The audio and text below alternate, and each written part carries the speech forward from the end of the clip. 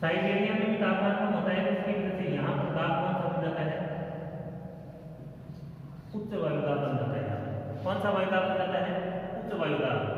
और जैसे जैसे सूर्य इस भूमध्य रेखा और कर्क रेखा के बीच में रहेगा तो यहाँ का टेम्परेचर क्या हो जाएगा, बढ़ जाएगा। टेम्परेचर बढ़ने के कारण इस भाग में जो है वो धीरे धीरे कौन सा दाब बनेगा, न्यून दाब बन जाएगा। यहाँ पर उच्च दाब, यहाँ पर न्यून दाब। न्यून दाब यहाँ पर बन जाए तो हवाएं जो है वापस से उनकी दिशा बदल जाती है, ठीक है। दिशा की तरफ से उत्तर पूर्व से, ये उत्तर पूर्व से ये हवाएं वापस समुद्र की ओर चलना शुरू हो जाती है, ठीक है। और इस प्रकार से हवाएं समुद्र की तरफ आती है। तो ये अपने एक मानसूनी पवनें हैं, समझ में आया होगा आप लोगों को मानसूनी पवनें। मैं दोबारा बताता हूँ, मानसून की पवनें दो प्रकार की होती है। पहला प्रकार है उनका ग्रीष्मकालीन और दूसरा कौन सा है, शीतकालीन। ग्रीष्मकाल के दौरान क्या होता है कि जैसे ही सूर्य उत्तरायण होकर कर्क रेखा पर सीधा आ जाता है, यहाँ पर सीधा आने के कारण अपने मरुस्थलीय भाग के अंदर टेम्परेचर क्या होता है, बढ़ जाता है। और टेम्परेचर बढ़ने के कारण यहाँ पर न्यून दाब विकसित हो जाता है। जबकि उसी समय हिंद महासागर में पानी वाले भाग के अंदर टेम्परेचर कम होने के कारण वहाँ पर दाब बन जाता है आपका उच्च दाब, ठीक है। यहाँ पर न्यून दाब बनने के कारण हवाएं गर्म होती है और गर्म हवाएं ऊपर उठनी चालू हो जाती है, जिसकी वजह से उच्च दाब से न्यून दाब की ओर हवाएं चलने लग जाती है। समुद्र से चलने के कारण ये हवाएं जो है आर्द्र होती है, ठंडी होती है और ये भारत के धरातल पर जाकर क्या करवाती है, वर्षा करवाती है। ये नॉर्मल सिद्धांत अपने मानसून की उत्पत्ति का। 4-5 महीने वर्षा करवाने के बाद में जब सूर्य वापस दक्षिणायन होना शुरू हो जाता है तो दक्षिणायन होने की स्थिति में सितंबर या अक्टूबर के महीने में सूर्य वापस भूमध्य रेखा पर आ जाता है और फिर 22 सितंबर को कहाँ चला जाता है, मकर रेखा पर। तो उसकी वजह से साइबेरियन क्षेत्र के अंदर टेम्परेचर कम होने के कारण यहाँ पर उच्च दाब विकसित होता है और उच्च दाब विकसित होने के कारण ये हवाएं जो है इनकी दिशा बदल जाती है वापस, ये स्थल से जल की ओर चलती है, जबकि ग्रीष्मकाल में समुद्र से धरातल की ओर चलती है। यहाँ पर स्थल से जल की ओर चलती है, तो स्थल से चलने के कारण ये हवाएं जो है शुष्क होती है, क्योंकि आर्द्रता नहीं होती, पानी नहीं होने के कारण, जिसकी वजह से इस मानसून के अंदर वर्षा वो बिल्कुल भी प्राप्त नहीं होती। अपने भारत में तमिलनाडु में एक ऐसा राज्य है जहाँ पर शीतकालीन मानसून के द्वारा वर्षा होती है। तो आई थिंक आपके ये मानसूनी जो हवाएं हैं ये समझ में आ गई होगी कि मानसून की उत्पत्ति किस प्रकार से होती है। अपन इसका जो भारत का जो मानसून है इसके बारे में अपन विस्तृत रूप से भारत की जब मानसून की बात करेंगे अपन उस समय अपन पढ़ लेंगे कि मानसून की पवनें, ये मानसून की उत्पत्ति कितनी प्रकार से होती है। नॉर्मली तो मैंने आपको बता दिया कि किस प्रकार से उत्पत्ति होती है इसकी, ठीक है।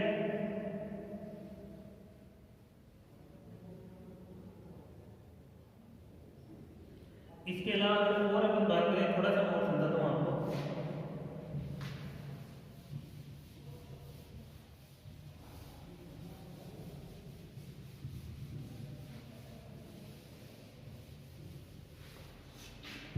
और देखो एक देखिए मतलब भूमध्य की निम्न वायुदाब जो रहती है उसका भी क्या होता है, स्थानांतरण होता है। जैसे मान लो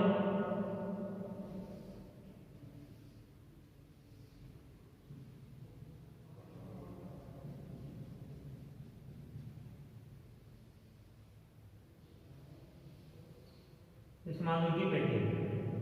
अब मैंने आपको बताया था कि ये पेटी जो है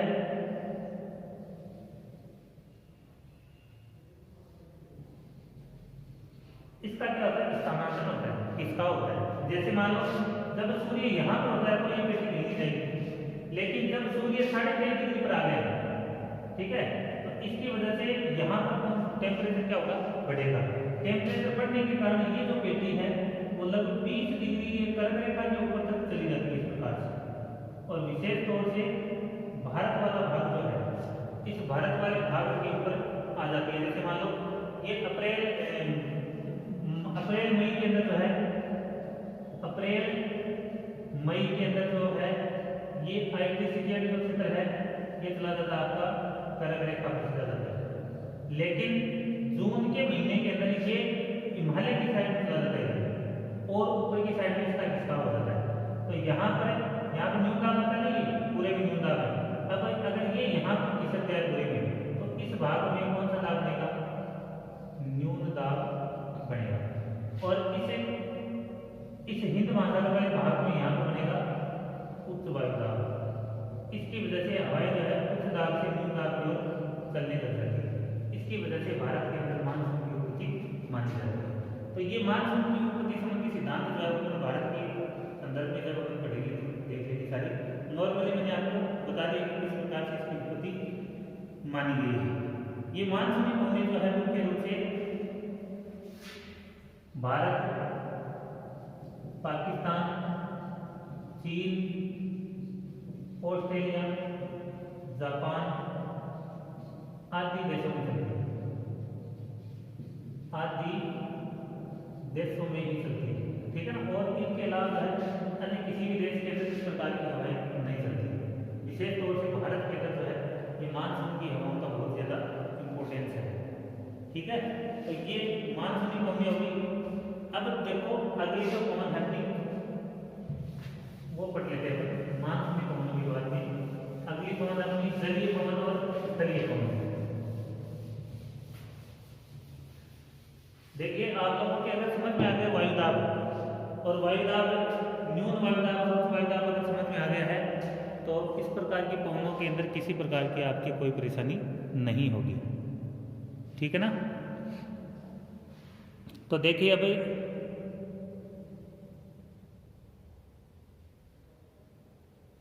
आगे अपन देखते हैं सामयिक पवनों के अंदर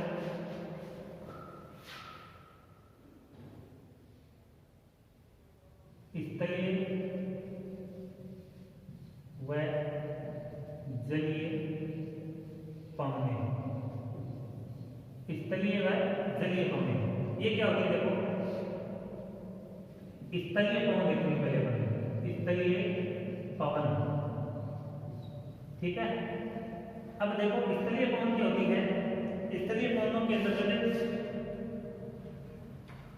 अपनी जो पवनें हैं स्थलीय पवन, ये पवनें जो है दिन के समय जो है स्थलीय पवनों में क्या होता है? दिन के समय, दिन में स्थल भाग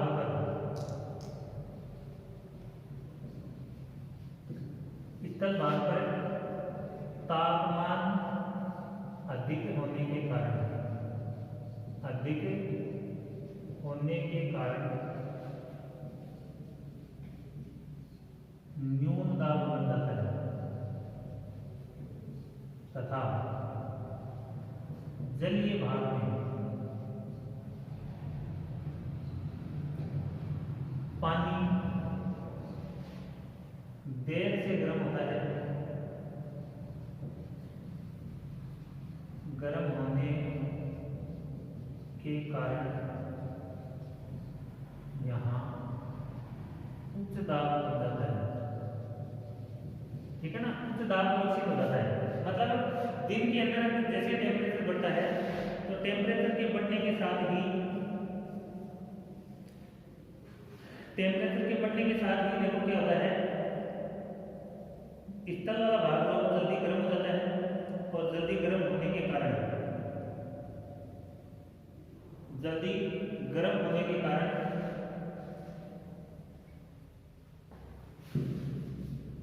ये पहले जलीय पवन है, जल्दी गर्म होने के कारण यहाँ पर तो स्थल वाले भाग में जैसे मानो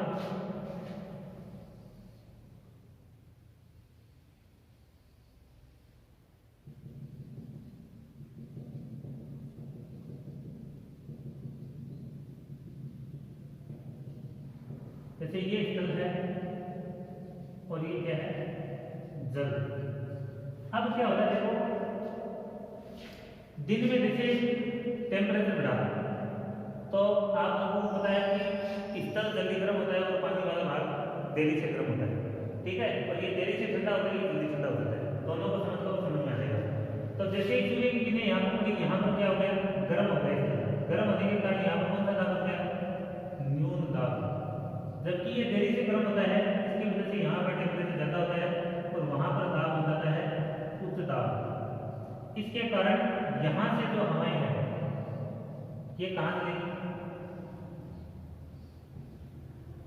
स्थल की ओर, ठीक है ना। स्थल से जल की ओर हवाएं चलती है तो उसको अपन कहते हैं जलीय पवन। जल से स्थल की ओर जो हवाएं चलती है वो क्या कहते हैं अपन, जलीय पवन। और ये जलीय पवन कब चलती है, दिन के समय में, ठीक है। दिन में बोलते हैं कि इनको सागरीय पवन भी कहा जाता है,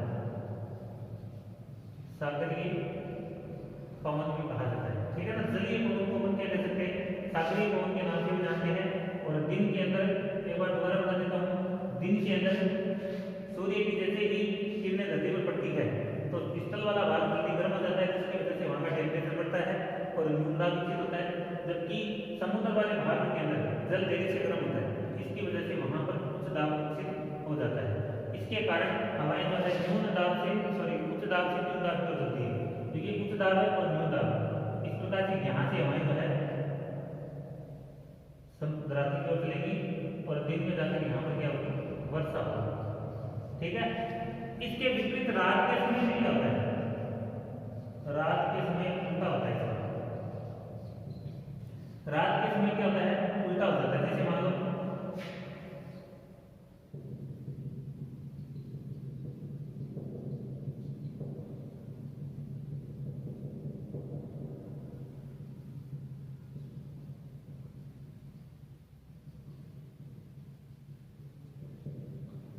ये, जैसे मान लो समुद्र वाला भाग है और ये धरातल है। अब रात में भी क्या हुआ, जैसे ये भाग गर्म था लेकिन धरातल के पास इतना जल्दी गर्म होता है, जल्दी ठंडा हो जाता है। रात के समय ये क्या हो गया, ठंडा हो गया और ठंडा होते ही यहाँ पर टेम्परेचर क्या हो गया, कम हो गया, ठीक है। जबकि ये देरी से गर्म हुआ, देरी से गर्म होता है तो देरी से ठंडा होता है। तो रात्रि के समय जल वाला भाग जो है थोड़ा गर्म ज्यादा होता है, उसकी वजह से यहाँ पर तापमान क्या होता है, ज्यादा, और ज्यादा होने के कारण, ठीक है, ज्यादा होने के कारण यहाँ पर न्यून दाब विकसित हो गया, ठीक है। अब हवाएं कैसे कैसे चलती है, उच्च दाब से न्यून दाब की ओर, तो ये हवाएं जो है इस प्रकार से चलती है, ठीक है ना। इसको अपन बोलते हैं स्थलीय समीर, स्थलीय समीर, ठीक है, या इसको महाद्वीपीय समीर भी कहा जाता है। समझ में आया आपको? दोबारा बोल रहा हूँ, देखो, जलीय पवन कौन सी होती है, सागरीय पवन कौन सी होती है, दिन के समय में जो हवाएं चलती है उनको जलीय समीर बोलते हैं, और जो रात को चलती है उनको क्या कहते हैं, स्थलीय समीर। मतलब जलीय समीर क्यों कहते हैं, जल से उत्पन्न होती है, जल से चलने वाली हवाएं जलीय होती है। दिन में क्या होता है, स्थल भाग पर तापमान ज्यादा होता है, जिसके कारण यहाँ पर न्यून दाब बनता है, जबकि समुद्र वाले भाग में कौन सा दाब बन जाता है, उच्च दाब, जिसकी वजह से हवाएं जो है उच्च दाब से न्यून दाब की ओर चलती है, इस प्रकार से। तो इस ऐसी पवनों को कहते हैं जलीय पवन या सागरीय पवन। जबकि रात्रि में इसका उल्टा हो जाता है, तो हवाएं जो है धरातल से समुद्र की ओर चलती है, तो उनको स्थलीय समीर कहते हैं या महाद्वीपीय समीर कहते हैं, ठीक है ना। तो इस प्रकार की पवनें होती है उनको स्थलीय और जलीय पवनें बोलते हैं, ठीक है। आगे देखो, अगली एक पवन हो रही,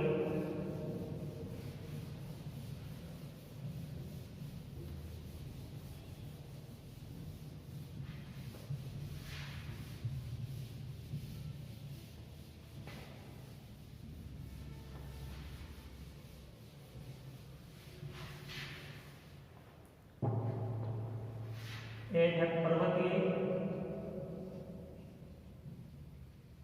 समीर व घाटी समीर, ठीक है। ये दो हो रही, ठीक है। पहले देखो अपन समझते हैं घाटी समीर, घाटी समीर, घाटी समीर जो दिन के समय में चलती है, ठीक है। दिन के समय में चलने वाली फसल को क्या कहते हैं, घाटी समीर। जैसे मान लो ये कोई घाटी है, ठीक है, ये क्या है, घाटी, और ये क्या है, पहाड़ी क्षेत्र में है। अब पहाड़ी क्षेत्र में क्या होता है कि दिन में भाग के अंदर, तो यहाँ पर थोड़ी किरणें सीधे पहुँच पाती है, जबकि यहाँ पर थोड़ी तिरछी किरणें पहुँचती है या देरी से पहुँचती है। ठीक है, जिसकी वजह से ये भाग जो है जल्दी गर्म हो जाता है, और गर्म होने के कारण यहाँ पर दाब कौन सा बन गया, न्यून दाब, और गाठी के अंदर टेम्परेचर कम होने के कारण यहाँ पर दाब रहता है कौन सा, उच्च दाब।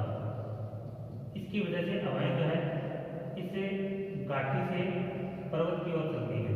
ऐसी पवनों को अपन क्या कहते हैं, घाटी समीर। ध्यान रखना, घाटी समीर वो दिन के समय में चलती है। दूसरी समीर कौन सी है, पर्वतीय समीर। पर्वतीय समीर, ये पर्वतीय समीर क्या होता है, देखो उल्टा हो गया।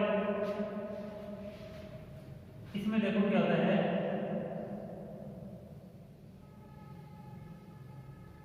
ये जैसे मान लो रात्रि के समय क्या होता है, रात्रि के समय ये भाग तो ठंडा था, ठीक है ना, ये भाग दिन में तो क्या था, ठंडा था, जिसकी वजह से यहाँ पर कुछ ताप था। लेकिन दिन में बाद में जैसे जैसे इसको रोशनी मिलेगी वैसे वैसे रात्रि के समय यहाँ पर जो है वो न्यून दाब से होता है, और ये भाग जल्दी ठंडा हो जाता है, जिसकी वजह से इस भाग में उच्च दाब बन जाता है, जिसकी वजह से हवाएं जो है पर्वत से घाटी की साइड में चलेंगी। ऐसी पवनों को कहते हैं पर्वतीय समीर। पर्वतीय समीर में हमेशा रात्रि के समय चलती है, रात्रि के समय चलती है। तो माय डियर स्टूडेंट, इस प्रकार से अपनी जो सामयिक पवनी है, एस टाइप पवनी है, ये आप लोगों को समझ में होगी। ठीक है, आज की वीडियो में इतना ही। अगले वीडियो के अंदर विश्व की जो कुछ प्रचलित पवनी है, स्थानीय पवनी, उनके बारे में अपन विस्तृत रूप से पढ़ेंगे। तब तक के लिए धन्यवाद। आपका दिन शुभ हो।